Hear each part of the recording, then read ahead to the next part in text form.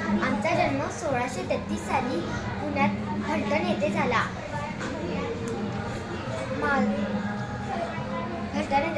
फलटणच्या निंबाळकर घराण्यातील मुधोजीराव निंबाळकर यांच्या आम्ही कन्या. 16 मे 1641 रोजी पुण्यातील लाल महालात आमचा व राजांचा विवाह संपन्न झाला.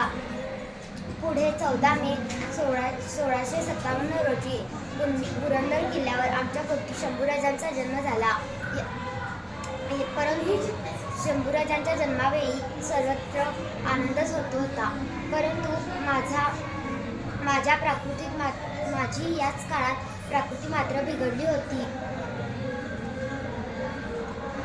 या दरम्यान राजे प्रतापगडावर खानाच्या भेटीचे नियोजन करत होते. आमच्यासाठी हवा बदल व्हावा म्हणून राजे आम्हाला व शिवरायांना घेऊन प्रतापगडावर आले. आज समाजात स्त्री सुरक्षित नाही. माझ्या काळातील स्त्रिया